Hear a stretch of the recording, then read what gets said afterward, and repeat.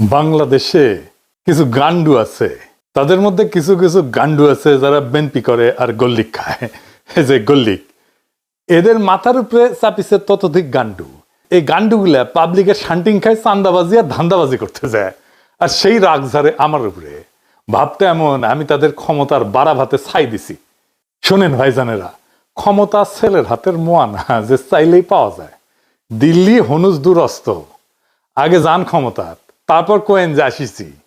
যেই দলের নেতা কর্মীরা চান্দাবাজি কইরা টাকা কামায় আর চান্দাবাজি করতে না পারলে পেটে ভাত জোটে না, তারা আমার পেজে এসে লেদান, লজ্জা লাগে না? তারপরে আওয়ামী লীগের সাথে দল বেঁধে এসে লেদান। আমি কই নাই যে আপনারা চান্দা তুলে খান, আপনাদের দলের নেতাই কইছে। এই যে শুনেন, শান্টু শান্টু আপনাদের শান্টু মেরে দিছে, শুনেন। দল ক্ষমতা মেরেলে কিচ্ছু পাবেন না। এই কয়দিনে যা হয়েছে, বলতে এক বছরে ছোট ছোট চান্দাবাজি যা হয়েছে, এটা আমি হইতে দিছি। আমি কেন হইতে দিছি? এই জন্য দিছি যে 17 বছর আমার নেতা করবে কিছু খায় নাই। আপনাদের না বিন্দু মাত্র চক্ষু লজ্জা নাই, বিন্দু মাত্র কৃতজ্ঞতা বোধ নাই। যে পাতে খান সে পাতে হাগেন। 1975-এ 15ই আগস্টে মুজিবরে ফুটা না করলে আপনাদের দলের জন্মই হইতো না। সেই 15ই আগস্টের বিপ্লবীদের বাঁচান নাই আপনারা। হাসিনা মামলা শুরু করেছিল, শেষ করতে পারেনি। আপনাদের টাইমে এসে জেলে রেখে দিচ্ছেন তাদের, যেন পরের টার্মে এসে ফাঁসি দিতে পারে, তাই করেছে। যে জামাত ছাড়া 2002 সালের নির্বাচনে ভূমিধ্বস বিজয় পাইতেন না, সেই বিএনপি আজকে জামাতের বিরুদ্ধে কামান দেখিচ্ছে। খামান জামাত নাকি স্বাধীনতা বিরোধী, রাজাকার, আল বদর। তাও তো সেই টাইমে বিএনপি তার জোট সঙ্গীকে জিতাইছিল, ভোট টোট দিচ্ছিল। এই টাইমে জোট সঙ্গীকে ভোট টোট দিবে না। যে সমস্ত জোট সঙ্গীকে তারা নমিনেশন দিচ্ছে, তাদের তো এলাকায় ঢুকতে দিচ্ছে না। জোনায়েত শাকের বিরুদ্ধে দেখেন ঝাড়ু মিছিল করছে।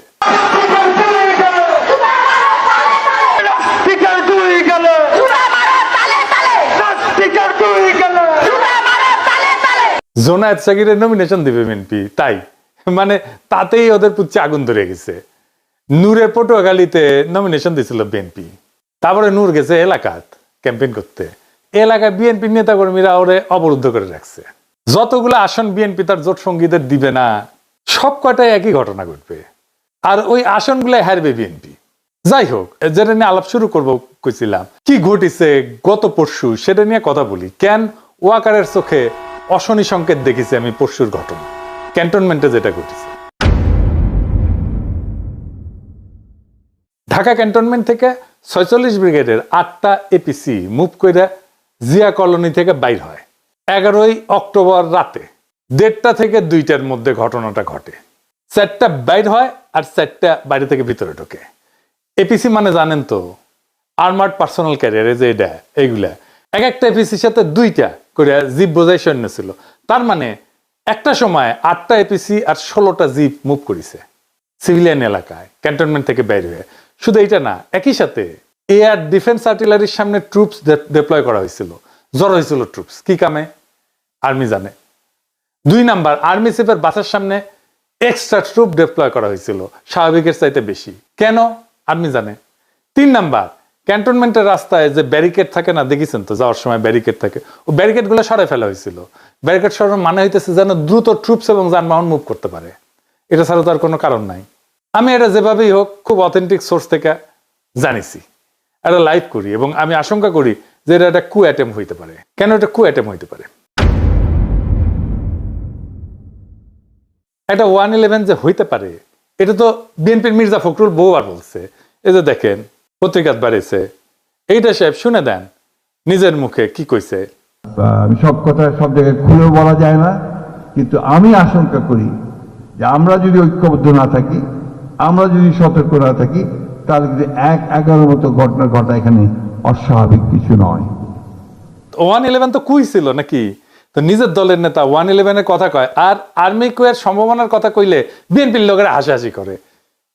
মানে কই যায়। তা আমি এটা নিয়ে একটা লাইভ করি, কই যে এটা কুয়ের একটা প্রচেষ্টা হইতে পারে। আর রাস্তায় নেমে আসতে বলি ছাত্রদেরকে, যদি রাস্তায় এপিসি নামায়। যাইবার কিছুক্ষণের মধ্যে আমরা জানানো হয় যে সোর্সেই হোক যে এটা একটা রুটিন এক্সারসাইজ, এবং আমি সাথে সাথে ব্যাখ্যা করে পোস্ট দিচ্ছি এই যে এটা। তারপরে তো শুরু হইলো ট্রল, এক একজন এক এক কথা কয়।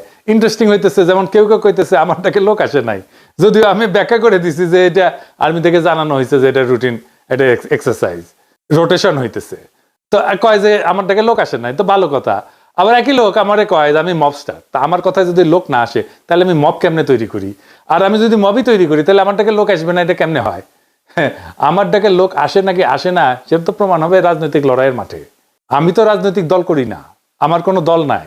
যাদের দল আছে তাদের ডাকে কেমন লোক আসে ওটা আমরা দেখেছি, ওই অ্যাডম আমরা দেখেছি গত 17 বছর। খালেদা জিয়ার বাড়ির সামনে বালু ট্রাক সরানোর লোক পাওয়া যায় নাই। হ্যাঁ, আর এখন হ্যাডমের একেবারে হারকিলিস হয়ে গেছে, অফিসের সামনে কর্মীর চাইতে পুলিশ বেশি থাকতো। দেখেছেন, সাধারণ মানুষকে রাজনৈতিক কর্মসূচিতে সম্পৃক্ত করার, আকৃষ্ট করার ক্ষমতা একজন রাজনৈতিক দলের বাইরের ব্যক্তি হিসেবে খুব অল্প কয়েকজন মানুষের আছে। খোদা তাআলার কৃপায় তার মধ্যে তালিকার নিচের দিকে হইলেও আমার নামটা থাকবে, একদম শেষ দিকে হইলেও থাকবে। কতদিন থাকবে জানি না, যতদিন সাধারণ মানুষের কথা বলবো ততদিন তো থাকবে আশা করা যায়। আর ওই শক্তি যখন মাঠে দেখাবো তখন ওই ঠাপের ব্যথা 1 সপ্তাহ যাবে না, কলে কয়ে দিচ্ছি সব জাউরাগুলোকে। যাই হোক, এখন আসেন দেখি কু করতে কত সেনা লাগে। মুজিবরে ফুটা করতে সাকুল্যে 300 সোলজার গেছিল, জিয়াকে হত্যা করতে গেছিল মাত্র 40 জনের একটা দল। একটা কু করতে বেশি লোক লাগে না রে বেকুবের বাচ্চা গান্ডু। বাংলাদেশ ঘর পড়া গরু, তা আমরা সিঁদুরে মেঘ দেখলে ভয় পাবো। 8টা এপিসি আর 16 জিপ সৈনিক যে কোনো দুর্ঘটনা ঘটানোর জন্য যথেষ্ট। নিজেদের একটা নৌবহর শান্তির সময় এক জায়গা থেকে অন্য জায়গায় গেলে শত্রু দেশকে ইনফর্ম করে সেনাবাহিনী, সিভিল প্রশাসনকে না জানায় গভীর রাতে এপিসির মুভমেন্ট, এইটা কোনোভাবেই গ্রহণযোগ্য না। সোজা কথা, ফুল স্টপ। আমার আশঙ্কা যে এটা ওয়াকার একটা পরীক্ষা করেছে যে আমরা কেমন রিয়াক্ট করি। গান্ডুদের আফসোস যে এটা কেন পিনাকে আগে জানলো, তারা কেন জানলো না আগে?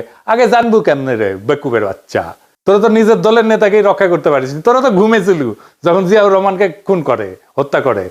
চট্টগ্রাম ক্যান্টনমেন্ট থেকে ওই চট্টগ্রাম সার্কিট হাউস, এটা 10-11 মাইল না 12 মাইলের মতো না? এই 12 মাইল আসলো একটা গ্রুপ সন্দেহজনক ইয়েতে, কেউ খেয়াল করলো না। এই তো হইতেছে ইন্টেলিজেন্স। তো ঘুমেছিল কে তোরা? তো তো জায়গায় থাকলে কবার পারলুনি যে আমরা যাচ্ছি বাঁচানোর জন্য, যাচ্ছি আমাদের প্রেসিডেন্টকে? পারিস নাই তো।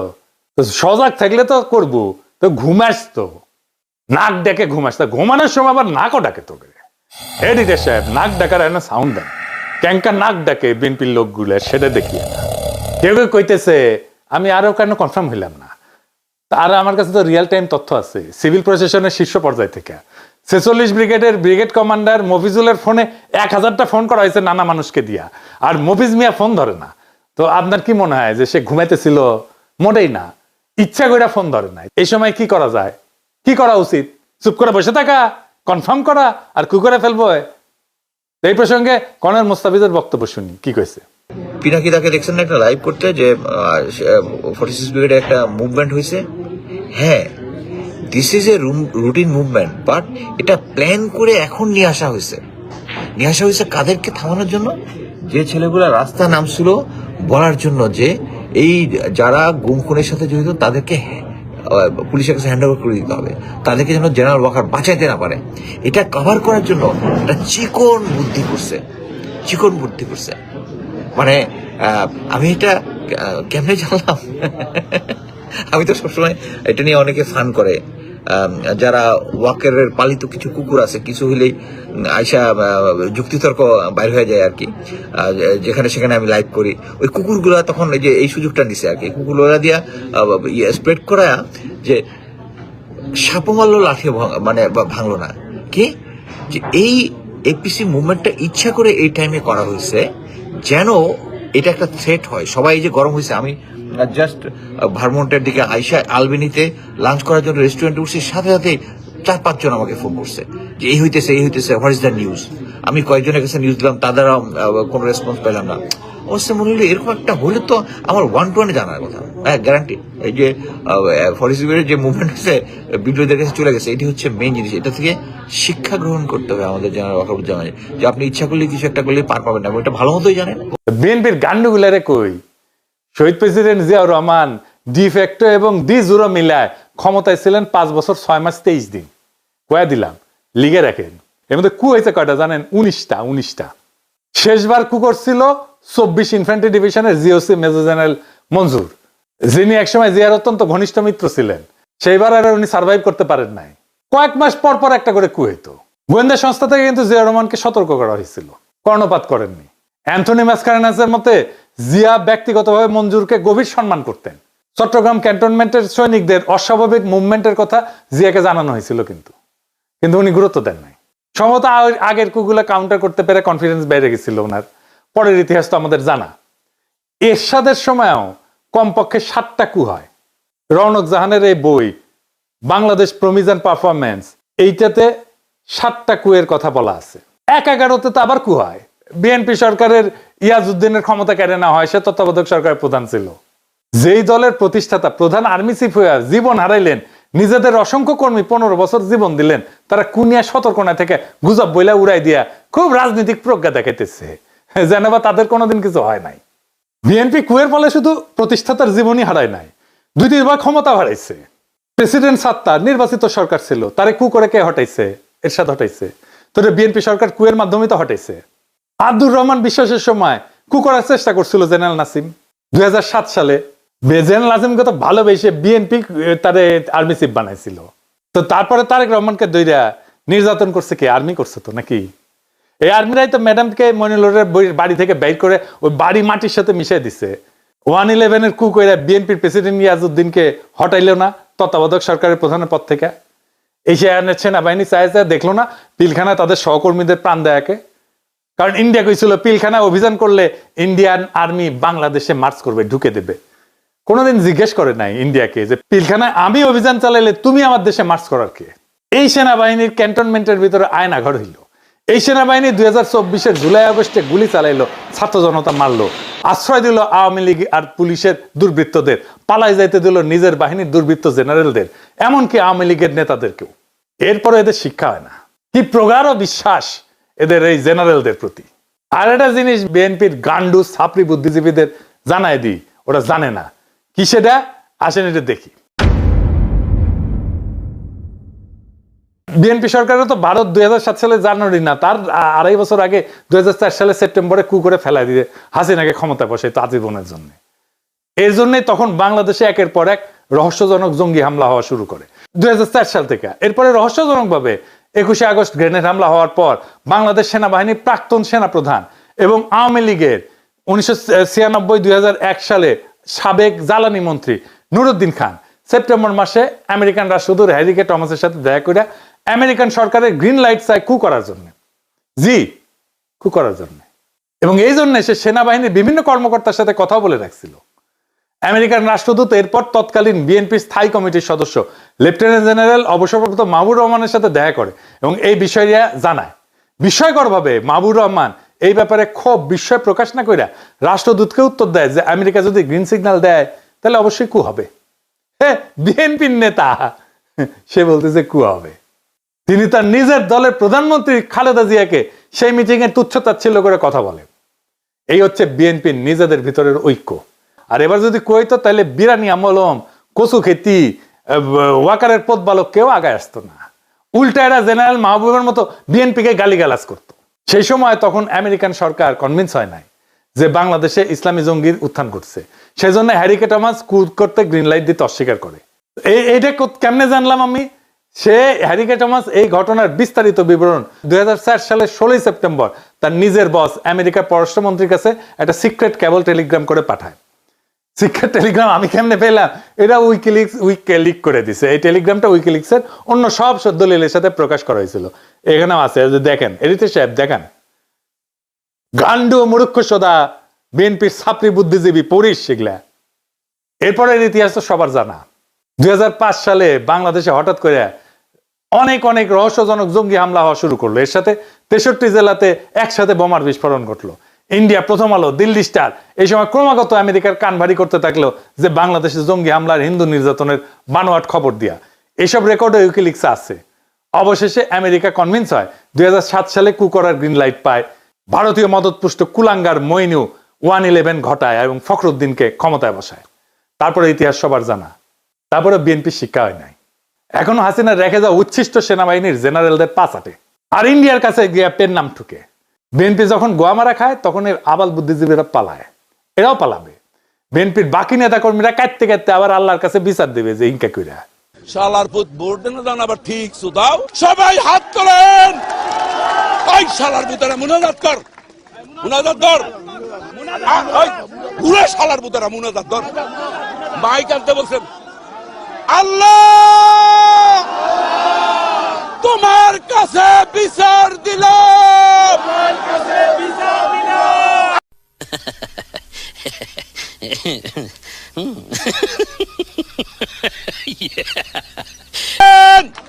আল্লাহর কাছে ওই শালার বুতেরা ধর শালার বুতেরা আরে বাড়াই যা হয় না আল্লাহর কাছে বিচার রইল ও ভাই স্লোগান দেন না এবং স্লোগান দিবি মেরাম এবং এইরকম বিচার আল্লাহ সহ্য করবে না যার ওই তুমি ঠিক দাও কেন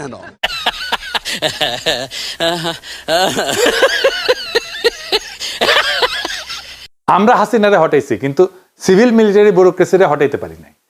এটাই জুলাইয়ের ব্যর্থতা। যারা হাসিনা শাসনে খুঁটি ছিল তাদের নিয়ে আমরা তেমন কিছুই করতে পারি নাই। খুবই অল্প আমলাদের বিরুদ্ধে মামলা হয়েছে, বেশিরভাগ পলাতক আমলাদের বিরুদ্ধে মামলা হয়েছে, অথচ তারা আতঙ্কে ছিল অক্টোবর পর্যন্ত 2024-এর। সাম্প্রতিক সময়ের একটা ঘটনা বলি, রাজনৈতিক ঘটনা। 2016 সালে এরদোগানের বিরুদ্ধে কু করার চেষ্টা করলো সেনাবাহিনীর আলট্রা সেকুলার অংশ। বাঙ্গুল্যান্ডের আলট্রা সেকুলাররা কিন্তু খুব খুশি হয়েছিল তখন। এরদোগান পাওয়ার কনসলিডেট করে যারা প্রত্যক্ষ এবং পরোক্ষভাবে কুয়ের সাথে যুক্ত ছিল তাদের মেরুদণ্ড একেবারে ভেঙে দিছে, তামা তামা করে দিছে, গুড়া গুড়া করে দিছে হাড্ডি। প্রায় 10,000 সেনাবাহিনীর অফিসার আর সৈন্যদের চাকরি গেছে, জেল হয়েছে। তদন্তে 20 লাখ লোককে জিজ্ঞাসাবাদ করা হয়েছে, সিভিলিয়ান আমলা সহ 1.5 লাখ লোকের চাকরি গেছে, জেল হয়েছে। এত লার্জ স্কেলে সিভিল মিলিটারি ব্যুরোক্রেসির পার্জিং আধুনিক কালে আর কোথাও হয় নাই। বাংলাদেশে একই কাজ করার দরকার ছিল। বাংলাদেশের মানুষের বিরুদ্ধে অপরাধ করার জন্য বাংলাদেশের সিভিল আর মিলিটারি ব্যুরোক্রেসির এভাবেই সাইজ করতে হইতো। খোদা তাআলা যদি তৌফিক দেন এই কাজ করব, দরকার হলে এরদোগান যে প্রসিকিউটররা দিয়ে এইভাবে সাইজ করেছিল তারে হায়ার করে নিয়ে আসবো বাংলাদেশে ইনশাল্লাহ। আমরা জানি 3 দিন আগে আইসিটি ওয়ারেন্ট ইস্যু করার পরে আর্মির টপ ব্রাস ক্ষুব্ধ এবং সম্ভবত শঙ্কিত। এই অবস্থায় আর্মির এত বড় একটা ট্রুপ মুভমেন্টের উপরে আমাদের নজর রাখতেই হবে দেশের স্বার্থে। এই মুভমেন্টে কোনো মিলিটারি কুর চেষ্টা প্রস্তুতি হোক বা না হোক, সিভিল অ্যাডমিনিস্ট্রেশনকে এই মুভমেন্টের আগাম খবর না দেওয়াটা নিয়মের ব্যতিক্রম। এই মুভমেন্ট অত্যন্ত অস্বাভাবিক। যদি হঠাৎ দেখি যে একটা মিলিটারি কু শুরু হইতে চলতেছে, আমরা আমাদের সাধ্যমতো সেই কুকে ঠেকানোর চেষ্টা করব দেশের সাধারণ মানুষের সম্মিলিত শক্তি দিয়া। পারি না পারি অন্য কথা, বড়সড় কিছু ঘটার আগেই প্রিএমটিভ মেজার হিসাবে যা যা পদক্ষেপ নেওয়ার তা নিব। আপনারা এইটা বুঝে দেখেন কিভাবে আওয়ামী লীগ, বাকশালী আর বিএনপি আর কচু খেতি ওয়াকারের পদ ভালো একই সাথে আমার পিছে লাগে, একই সাথে। তার মানে এদের একটা ঐক্য আছে। ইন্ডিয়া, বাকশালী, আওয়ামী লীগ, ওয়াকারের পদ বালক, এরা সব এক গোয়ালের গরু। আমাদের ছাত্র জনতা জুলাই বিপ্লব করে হাসিনার ফ্যাসিস্ট শাসনের পতন ঘটাইছে। মনে রাখবেন, আমাদের ক্ষমতা আছে কু ব্যর্থ করার। আমরা নিশ্চিত আমরা যারা সবাই জুলাই বিপ্লবকে অন করি, আমাদের দায়িত্ব হবে যদি আদৌ তেমন কোনো ষড়যন্ত্র হয়ে থাকে এবং ভবিষ্যতে কখনো কুয়ের পরিকল্পনা হয়ে থাকে তার বিরুদ্ধে সর্বশক্তি দিয়া রুখে দাঁড়ায় সেটাকে ব্যর্থ করে দেওয়া। এই কু ব্যর্থ করার লড়াইও হবে আমাদের বিপ্লবের অংশ। এই বিপ্লবকে রক্ষা করার দায়িত্ব আমাদের সবার। ইনকিলাব জিন্দাবাদ।